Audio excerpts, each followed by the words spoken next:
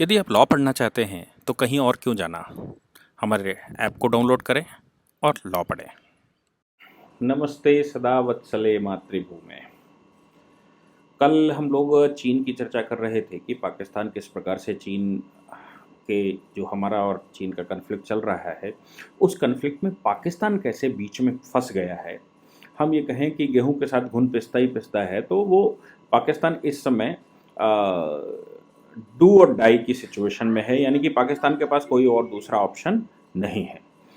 उसमें हम लोगों ने चर्चा की थी कि चीन का यूएनओ का कनेक्शन क्या है। पहले वो यूएनओ के बात को डील करने से पहले हम चीन के कुछ इतिहास के बारे में बताते हैं कि यूएनओ में चीन का इतिहास रहा क्या है। 1945 में जिस समय यूएनओ बना, उस समय आरओसी, रिपब्लिक ऑफ चाइना, मैं पीआरसी की बात नहीं कर रहा हूं। आज का जो चाइना है वो पीपल रिपब्लिक ऑफ चाइना है, पीआरसी है। उस समय आरओसी होता था, Republic of China. Ching Kai Shek की गवर्नमेंट हुआ करती थी, नेशनलिस्ट पार्टी हुआ करती थी, नेशनलिस्ट कांग्रेस पार्टी, जिसकी वहाँ सरकार हुआ करती थी। कम्युनिस्टों ने, मैंने पीछे, आप अगर कम्युनिस्ट मॉडल 1, 2, 3, 4 हमारे ये पीछे के लेक्चर देखेंगे तो कम्युनिस्टों ने कैसे वहाँ कैप्चर किया और कैसे आरओसी को वहाँ से पदच्युत करके खुद सत्ता में बैठ गए। आरओसी जो चिंग काई शेक की गवर्नमेंट थी, वो वहाँ से निकलकर फॉर्मोसा नाम के एक टापू पर उन्होंने अपनी सरकार स्थापित की इन एग्जाइल, जिसको आज आप ताइवान कहते हैं। यूएनओ में जिसकी रिप्रेजेंटेशन था वो था आरओसी। और 1945 में, हालांकि उस समय चर्चिल ने विरोध किया था, यानी कि इंग्लैंड ने विरोध किया था कि चाइना को परमानेंट सीट ना दी जाए, क्योंकि उस समय इंग्लैंड भारत में बैठा हुआ था। लेकिन बाद में उनको सहमति देनी पड़ी क्योंकि बड़ा प्रेशर था और चर्चिल घिरे हुए थे उस समय। मैं घिरे हुए इसलिए कह रहा हूं कि जिस समय विश्व समुदाय से घिरता है और जिस समय मुसीबतें आती हैं, उस समय चाइना तो छोड़ दीजिए, इंग्लैंड भी जो 56-57 कंट्रियों में जिसकी सरकारें हुआ करती थीं और पूरे विश्व में जिसका अपना डंका था और कहते थे कभी अस्त नहीं होता सूर्य इनकी रिजिम में, उनको भी उस समय घिर गए थे और वो बहुत बुरे फंसे थे और उनको ये साम्राज्यवाद खत्म करना पड़ा था। तो आज तो चाइना हमारे सामने है। इसलिए जिन लोगों को भी शक हो रहा है कि चाइना की हमारी जो पॉलिसी है, उस पॉलिसी में कहीं हमको समस्या ना हो जाए, तो हम उस पर एक स्टेप आगे बढ़ते हैं कि यूएनओ बना हुआ है। उस समय भी जिस समय इंग्लैंड का ये प्रकरण चल रहा है, वर्ल्ड वॉर 2 चला था, उस समय भी लीग ऑफ नेशन हमारे पास था विश्व समुदाय पर। लेकिन लीग ऑफ नेशन वो युद्ध रोकने में असफल रहा, इसलिए बाद में हमने यूएनओ बनाया था उसको, और यूएनओ में ये रोल प्ले किए थे 5 बड़े कंट्रियों के और बाकी के। तो ऐसे करके चीन का रिप्रेजेंटेशन आरओसी का हुआ करता था, यानी कि चिंग काई शेक का होता था। 1949 में चिंग काई शेक की गवर्नमेंट को उन्होंने एग्जाइल कर दिया और कब्जा कर लिया कम्युनिस्टों ने। कब्जा करने के बाद कम्युनिस्टों ने यूएनओ में क्लेम किया, क्योंकि हम चीन हैं, हम ओरिजिनल चीन हैं, इसलिए हमको स्थायी सदस्य माना जाए। आपको बताना चाहता हूं कि 1949 से लेकर 1949 से लेकर 1971 तक चीन का यूएनओ में रिप्रेजेंटेशन का मतलब होता था आरओसी, यानी कि रिपब्लिक ऑफ चाइना। और जो आरओसी का रिप्रेजेंटेशन होता था वो ताइवान से होता था, जो आज का ताइवान है। यानी कि ताइवान को ही चीन माना जाता था। कम्युनिस्ट जो एग्रेसर थे, जिन्होंने गलत तरीके से सरकार गिरा दी थी और गिराने के बाद कब्जा कर लिया था, उनको यूएनओ ने लीगली सदस्य नहीं माना था, उनकी गवर्नमेंट को गवर्नमेंट नहीं माना था और उनको चीन भी नहीं माना था। हालांकि चीन की वही पॉलिसी कि उसने छोटे छोटे कंट्रियों में इन्वेस्टमेंट करना शुरू किया और वहां से 11 मेंबरों ने एक रेजोल्यूशन लेकर आए, और रेजोल्यूशन में 1971 में कहा गया जुलाई में कि साहब हमको चीन को परमानेंट सीट जो चीन की है, जो ताइवान के पास है, उसकी जगह पीआरसी को बिठाया जाए, पीपल रिपब्लिक ऑफ चाइना को बिठाया जाए। चूंकि 22 वर्ष हो चुके थे और कम्युनिस्ट चीन को रिप्लेस नहीं कर पाए थे चिंग काई शेक, और ताइवान उसको रिप्लेस नहीं कर पाया था, इसलिए वो रेजोल्यूशन पास हो गया। 1971 में जब यूएन में उसकी जगह सदस्यता मिल गई, मतलब आरओसी की जगह अब पीआरसी बैठ गया, और ताइवान को अलग से सीट दी गई नए कंट्री के रूप में। अब यहां पर इस सिचुएशन में अमेरिका ने फिर भी विरोध किया। 1973 में अमेरिका के प्रेसिडेंट ने एक विजिट की चाइना और वहां से उनके डिप्लोमेटिक रिलेशन शुरू हुए। 1993 तक उनके सही से रिलेशन भी नहीं चल रहे थे, यानी कि वो सही से एक दूसरे के साथ व्यापार नहीं कर रहे थे, क्योंकि कम्युनिस्ट चाइना जिसने गलत तरीके से विस्तारवाद को अपनाते हुए 40% लैंड तो चिंकाई शेक की और बाकी की 60% अलग अगल बगल की है, जिसमें जिनजियांग प्रांत आता है जिसका पुराना नाम पूर्व तुर्किस्तान है, और तिब्बत आता है, और इस तरह से छोटे छोटे कंट्री जो थे वो सब हड़प गया। तो चीन को यानी कि पीआरसी को कभी अमेरिका ने मान्यता नहीं दी, वेस्टर्न कंट्रियों ने भी नहीं दी, लेकिन यूएनओ का मैटर था, पूरे विश्व ने प्रेशर बनाया, तो ये हुआ कि नहीं अब उस आरओसी की जगह पीआरसी को मान लिया जाए। पीआरसी बैठने लगा। पीआरसी की विस्तारवादी नीति कभी खत्म नहीं हुई, वो विस्तार करता ही रहा, और नतीजा आज की सिचुएशन बॉर्डर पर हम देख रहे हैं, और हम लोगों ने उस पर विस्तृत चर्चा की है कि किस प्रकार चीन मोदी जी के फंदे में इस समय फंसा हुआ है। अब बात आती है कि ये जो 1971 में पीआरसी को सदस्यता मिल गई, यानी कि आरओसी को रिप्लेस करके पीआरसी आ गया, इस 1971 के बाद यूएनओ का क्या प्रकरण है? वो स्थायी सदस्य है, एक समस्या है। तो स्थायी सदस्य के पास वीटो पावर होती है, और वीटो पावर का मतलब यूएनओ कोई रेजोल्यूशन पास नहीं कर सकता। ऐसा अनुमान लोगों ने लगाया कि वीटो पावर का मतलब है कि जब तक वो परमानेंट सदस्य अपनी वीटो का इस्तेमाल करता रहेगा या उसकी कंसेंट यूनिनिमस नहीं आती, तब तक यूएनओ कोई डिसीजन नहीं ले सकता। यानी कि अगर उस कंट्री के अगेंस्ट में अपने को कुछ करना है तो फिर यूएनओ भंग करना पड़ेगा और नया बनाना पड़ेगा, ऐसा लोगों का विचार है। मैं कुछ इतिहास पर जाना चाहता हूं यूएनओ के, और बड़े इंटरेस्टिंग जानकारियां आपको मिलेंगी जिससे आपको लगेगा कि चीन को हटाया जा सकता है, इसी यूएनओ में हटाया जा सकता है, परमानेंट सीट पर रहते हुए भी हटाया जा सकता है। कैसे? और इस समय तो जरूर हटाया जा सकता है, क्योंकि आपको यह जानकर बड़ी खुशी होगी कि 16 और 17 जून को जो नॉन परमानेंट मेंबर्स का, सिक्योरिटी काउंसिल के नॉन परमानेंट मेंबर्स का इलेक्शन हुआ 5 में, उसमें भारत भी शामिल है। 1 जनवरी 2021 से भारत 2 वर्ष के लिए यूएनओ की सिक्योरिटी काउंसिल में रहने वाला है। ये कन्फ्लिक्ट के दौरान 15 तारीख को उन्होंने किया, 15 तारीख को ये बवाल किया, 16 और 17 को वहां इलेक्शन हुआ और हम चुन लिए गए परमानेंट सीट के लिए। कहां से? जनरल असेंबली के द्वारा, और रिकमेंडेशन पहले से सिक्योरिटी काउंसिल की रही होगी। अब सवाल यहां पर यह आता है कि चीन का अब क्या होना है। मैं आपको इतिहास बताता हूं। 1950, क्योंकि यूएनओ बना ही बना था, तो हमको सबको याद होगा कि जब तक यूएसएसआर अपने चरम पर रहा, उसने अमेरिका और वेस्टर्न कंट्रियों के जो रेजोल्यूशंस थे उनको आसानी से पास नहीं होने थे, उनकी विशेष को पास नहीं होने थे, उसने वीटो का इस्तेमाल किया। वो वीटो चाहे 1971 में भारत पाकिस्तान का युद्ध रहा हो, उसमें हमारे फेवर में इस्तेमाल किया, जबकि अमेरिका और चाइना उस समय पाकिस्तान के पक्ष में खड़े थे, लेकिन रूस ने वीटो का इस्तेमाल किया। इस तरह रूस लगातार वीटो का इस्तेमाल करता रहा, और यूएनओ में जो वेस्टर्न कंट्री करना चाहते थे उनको नहीं करने दे रहे थे। ये एक प्रकरण 1950 में आया जब कोरिया इश्यू चल रहा था, और नॉर्थ कोरिया जो है वो north Korea versus south Korea चल रहा था। अमेरिका कुछ रेजोल्यूशन पास करवाना चाहता था कि भाई ये एग्रेशन ठीक नहीं है, डेमोक्रेसी आनी चाहिए, क्योंकि अमेरिका का एक बेसिक फार्मूला पूरे संसार में, वो अगर युद्ध किसी नाम से करता है तो एक तो वो टेररिज्म के नाम से करता है, दूसरा वो डेमोक्रेसी के नाम से करता है। वो चाहता है कि सारे संसार में डेमोक्रेसी आए, ये उनका एक अच्छा कदम है संसार भर में। तो वो चाहते थे कि यहां डेमोक्रेसी आए, लेकिन कोरिया में जो हम सब देख रहे हैं कि आज भी वहां का सनकी तानाशाह क्या कर रहा है, वो सब चल रहा था। तो अमेरिका रेजोल्यूशन पास करना चाहता था कोरिया के खिलाफ। रूस ने वहां पर तटस्थ रह गया और वो रेजोल्यूशन में नहीं गया, उसने बाहर से विरोध किया।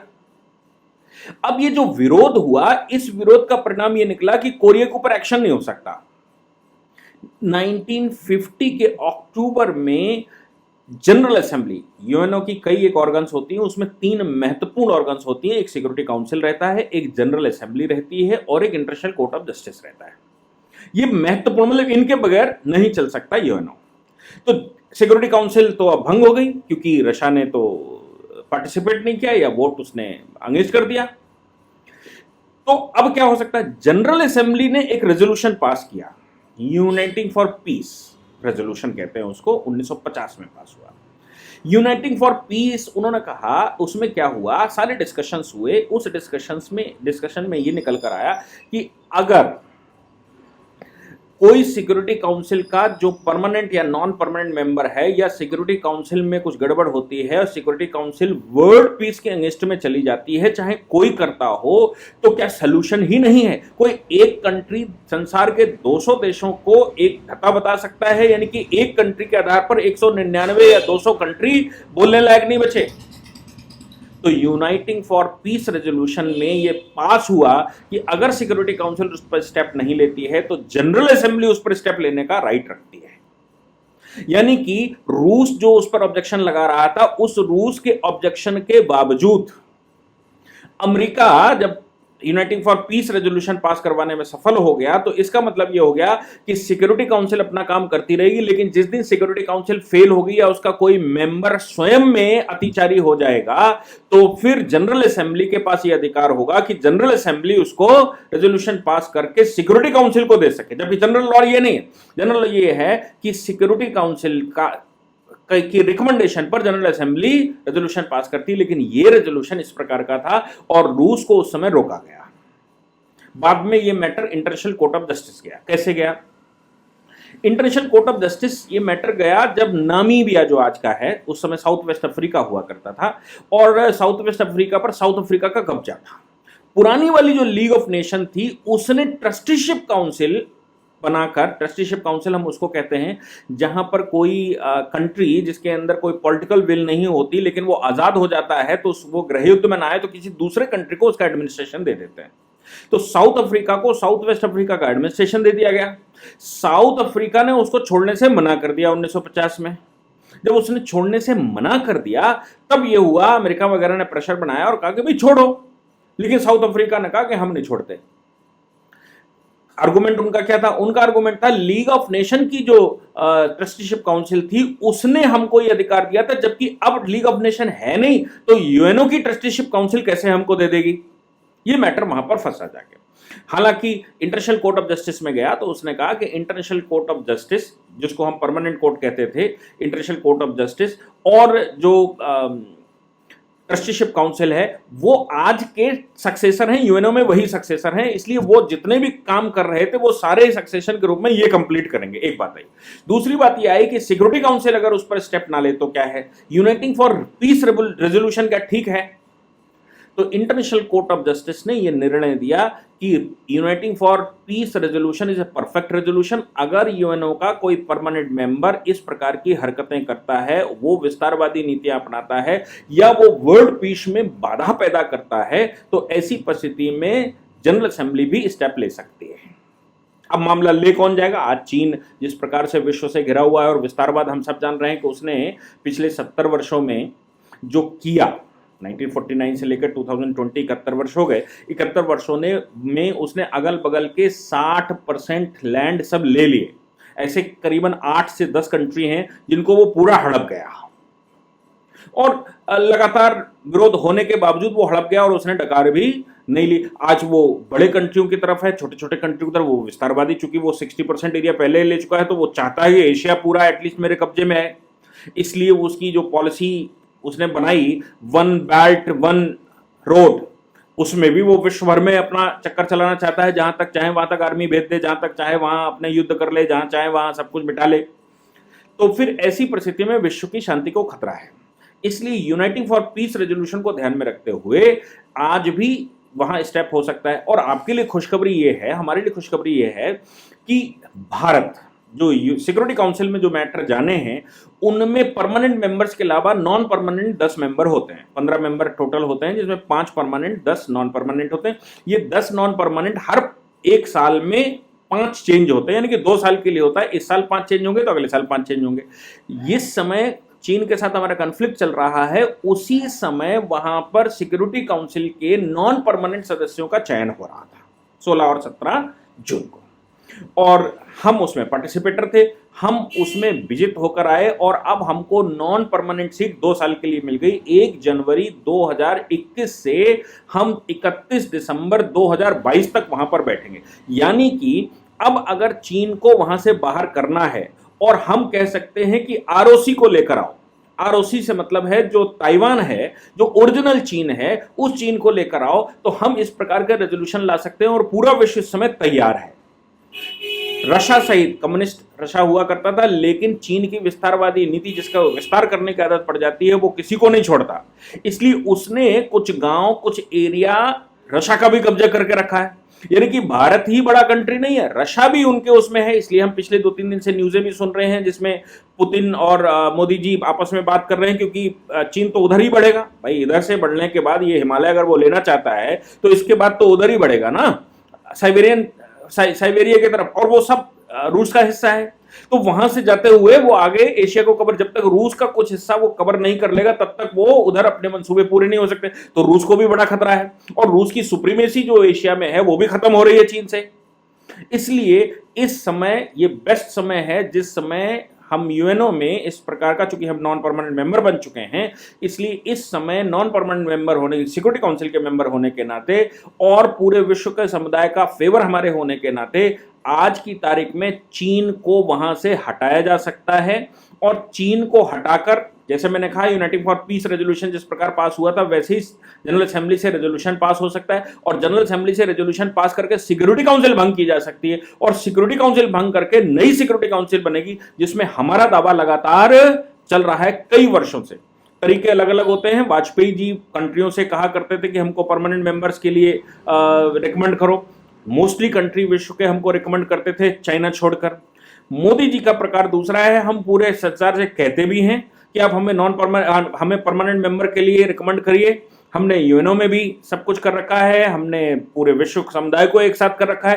तो ये जो आग्रह है, आग्रह करने के बजाय मोदी जी एग्रेसिव पॉलिसी अपनाते हैं, दोस्ती करते हैं, मित्रता करते हैं और बताते हैं कि मैं विश्व के लिए भारत कॉम्पिटेबल है। चूंकि एशिया से एक रिप्रेजेंटेशन चाहिए, इसलिए एशिया की सबसे बड़ा कंट्री चाइना है, तो चाइना को अगर बाहर करना है तो एशिया से परमानेंट रिप्रेजेंटेशन के लिए सिर्फ एलिजिबिलिटी भारत की बनती है। और भारत चूंकि विश्व शांति के लिए सदैव काम करता रहा, पीस कीपिंग फोर्सेस में सबसे ज्यादा योगदान विश्व भर में भारत का रहा है, इसलिए भारत का क्लेम सबसे ज्यादा है। और जैसा दिखा है कि नॉन परमानेंट मेंबर के लिए हम वहां पर इस दौरान चुनकर गए, तो परमानेंट मेंबर के लिए भी हम सिक्योरिटी काउंसिल की बजाय जनरल असेंबली में स्टेप हो सकता है। और अगर ऐसा हुआ और चीन अगर न सुधरा, वो वापस न गया, तो फिर समस्याएं चीन के लिए यूएनओ में भी खड़ी की जा सकती। इनिशिएट हमको सबको करना चाहिए।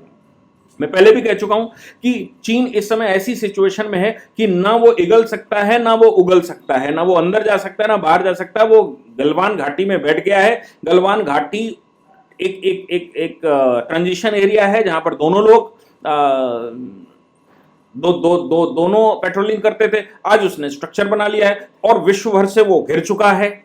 ऐसी सिचुएशन में ना वो भारत से युद्ध कर सकता है, ना वो वापस जा सकता है, ना पर वो वहां पर बैठा रह सकता है। और अगर वो वहीं पर बैठा रहता है और धोखे से भी भारत की तरफ वो युद्ध कर ले, धोखे से भी युद्ध कर ले, तो वो एक जो साउथ चाइना सी में चारों ओर से घिरा हुआ है, वो कंट्री, जिन कंट्रियों को उसने कब्जा करके रखा, तिब्बत जैसे और शिनजियांग जैसे, वो कंट्री, और जिन जो यूएनओ में बैठे हुए हैं, यूएन के कंट्री, यूएन में भी वो लॉस पा सकता है। यानी कि जिस प्रकार इंग्लैंड कभी 1945 में संपूर्ण समाप्त हो गया था, छोटी सी टेरिटरी में जाकर रह गया था, वैसा फिर चीन के साथ भी हो सकता है। आज के चीन के साथ, आज भी चीन उतना मजबूत नहीं है जितना उस समय का यूनाइटेड किंगडम मजबूत हुआ करता था, और उसको भारत जैसे देशों की सेनाएं उसके पास हुआ करती थी, 56-57 देशों की सेनाएं हुआ करती थी, और विश्व में एक्सक्लूसिव एक स्थान वो रखता था।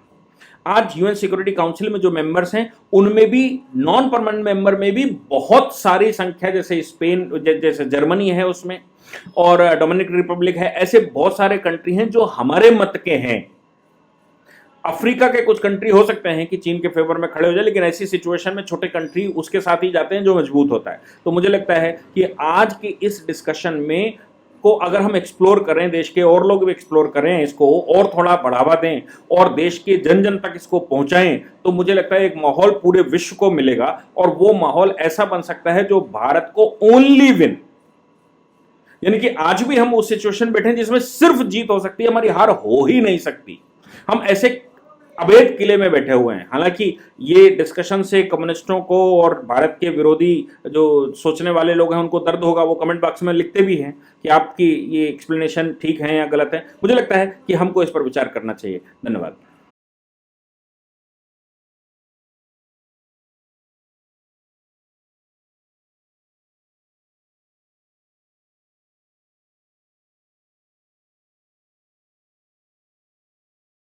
इस पूरी ऑर्गेनाइजेशन को चलाने के लिए आप नीचे डिस्क्रिप्शन से हमारे ऐप को डाउनलोड कर सकते हैं, जिससे कि लॉ स्टूडेंट्स को, लॉयर्स को और आम आदमी जो लॉ जानना चाहता है वो पेड प्लस फ्री क्लासेस का लाभ ले सकता है।